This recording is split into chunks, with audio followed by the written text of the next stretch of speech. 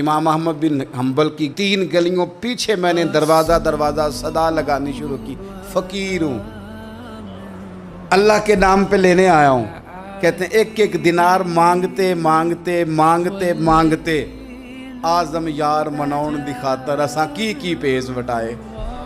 کہتے ہیں مانگتے نا میں امام احمد بن حنبل کے دروازے تک آیا۔ امیر گھر کا بچہ تھا، بڑے پیسے جیب میں ہوتے تھے۔ امام کے دروازے پہ صدا لگائی، کوئی ہے اللہ کے نام پہ دینے والا؟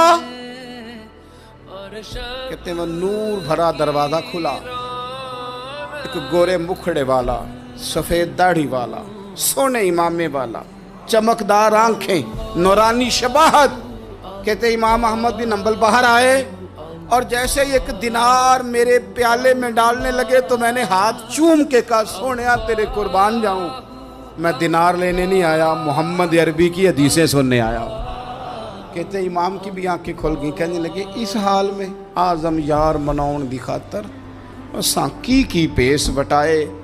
کہا حضور کیا کرتا، یہی ایک طریقہ رہ گیا تھا، میں تو کہاں سے چلا ہوں، کہاں پہنچا ہوں، کیا کروں؟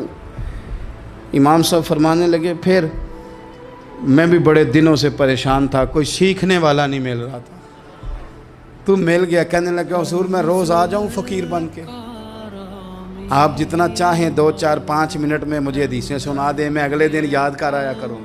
کہتے 2 سال لگ گئے، شاگرد کہاں ملیں گے ایسے، کہاں مرید ملیں گے، گزر گیا دور۔ کہتے ہیں کہ میں نا ہر روز فقیر بن کے جاتا، 3 گلیاں پیچھے مانگنا شروع کرتا، کوئی شک نہ کرے۔ 2 سال دروازے پہ جاتا، آگے پیالہ کرتا، امام 1 دینار ڈالتے اور مصطفیٰ کی حدیثیں سناتے۔ کہتے ہیں حالات بدل گئے، 2 سال کے بعد حکومت بدل گئی، امام کا مدرسہ بحال ہو گیا، رش ہو گیا۔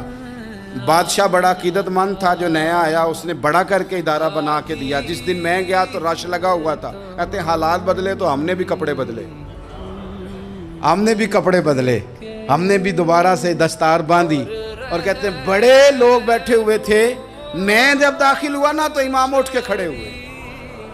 آپ فرمانے لگے پتر ادھر آ، تو آگے آ کے بیٹھ، لوگ دین سیکھنے آتے ہیں، تو فقیر بن کے مانگنے آیا تھا، اور میں بھی باقیوں کو پڑھایا کرتا تھا، تجھے میں دیا کرتا تھا، اور اب باقی پڑھا کریں گے، تجھے دیا جائے گا، اور آج تجھے سینے سے نکال کے دیا کروں گا۔ زمانے بدل گئے، حالات بدل گئے، وہ شخص چلا گیا، کون حکمران تھا کون نہیں تھا، لیکن استاد شاگرد کے ادب کی داستان قیامت تک باقی رہے گی، یہ قیامت تک۔